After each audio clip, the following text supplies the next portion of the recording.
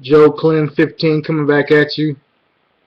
Here to give you my response to the two fights that took place. The pay-per-view extravaganza. Um, well, keep it G. I kind of only really watched one. That's the Sergio Martinez and Chavez Jr. fight. And I was taking a look over at the Canelo and Lopez fight, but I pretty much knew how that was going to go. I didn't do predictions on either fight because I was picking Canelo and Sergio, and I didn't feel like repeating what a lot of people had already said.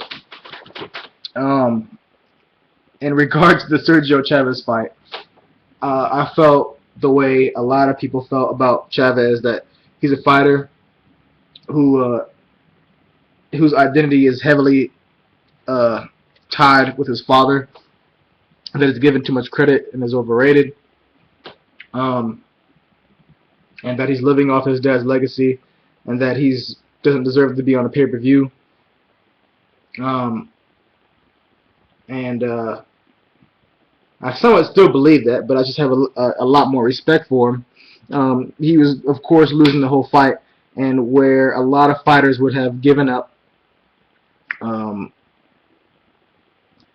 you know, or given in, he stepped up and almost pulled it off. Um, I'm taking this philosophy class, and a certain theory uh, has me pondering about predestination. And for those of you who don't know what that is, it's basically the theory that you have no choice. Whatever you do was already destined to happen.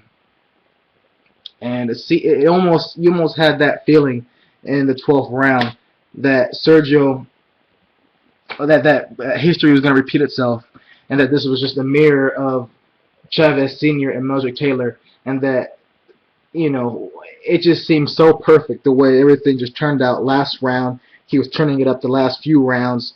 The knockdown came and he was hurt. It just seemed like it was automatically going to happen. But I guess in saying all this, I've come to the conclusion that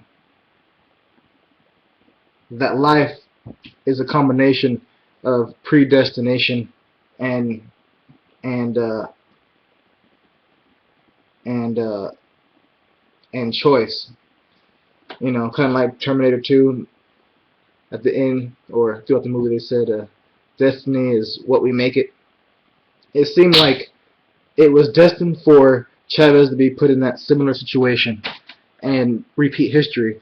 But given certain circumstances and how Sergio worked, or how Chavez worked, or lack thereof for both of them, the choices that they made to be put in that predestined situation gave you the result that you had tonight, which was a survival round by Sergio, and he pulled off, the heavy unanimous decision. Um, Maybe, man. Maybe I made this video way more complicated than it had to be. That was kind of weird. Sorry, I didn't really have a plan out for this video. I just figured I'd give you guys my thoughts. So what happens now? Of course, it's going to be talks about a rematch. I wouldn't mind seeing a rematch. I mean, I really feel like, it's kind of interesting because Sergio is older, but maybe because he didn't start fighting until later, or just because he's of his athleticism, his stamina is amazing. And at his age, you wonder when that's going to decline and how fast it's going to decline, because he needs every little bit of stamina that he has. It's his biggest weapon. Aside from, he has his quickness, he has his reflexes, he has agility, he has an awkward style. He's left-handed. Those are good components, but his main attribute is his stamina, because it allows him to do weird shit for a very long period of time. And once he got tired, he didn't see that left hook coming, and then, the finishing punches ensued. Yeah. Anyway, I would like to see a rematch, but at the same time, I kind of want to see. I guess there really isn't anybody else in that division. I would like to see Kirkland. I definitely wouldn't mind. Or is he 160 or 154? I can't remember. But you know, I was thinking that I would like to see Canelo and Sergio Martinez. Uh, Again, I don't think that Oscar may not want that to happen yet. You know, there were talks about the winner of this fight, which was Sergio, to move up and fight Andre Ward. You know, but I do think Sergio's too small. Um, he doesn't look like he's just a very small middleweight. But hell, I mean, if he wanted to be, you know, super great, he could step up and take a big fight like that, a huge challenge like that, and get his ass whooped. Um, you know, as for Chavez Jr., again, I would love to see. It would be amazing. That'd be an amazing fight between him and Canelo. Canelo would whoop the shit out of him, but as far as the atmosphere uh, of of splitting Mexico in half, you know, so many loyal Chavez. I mean, people don't really know or remember, but Chavez Senior's fan base was extraordinary. I personally feel like Roberto Duran is the greatest Mexican fighter of all time.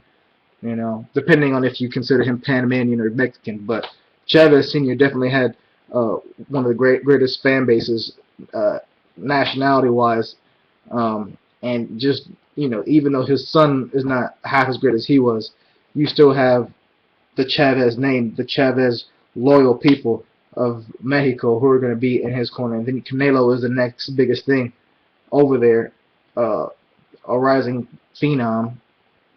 I would love to. I definitely would. That would be a great fight to see. You know, and because uh, Chavez Jr. is so damn big, for some reason, it always makes things interesting. I'll just leave it at that. You know, because he doesn't look like he hits hard pound for pound, but because he's in a weight class where he's extraordinarily big, you know, in that last round, it was a weight punch. It wasn't a snap punch. It didn't seem like it had that much snap into it. It didn't even seem like he had that much torque, but it just seems like Sergio got hit by a much bigger fighter, and it moved him, and it hurt him. He also didn't see it coming, which is probably the most important thing. Um, see, other things I'd like to add is that I was impressed by Sergio on how he tied up. I mean, you could tell he doesn't do it a lot.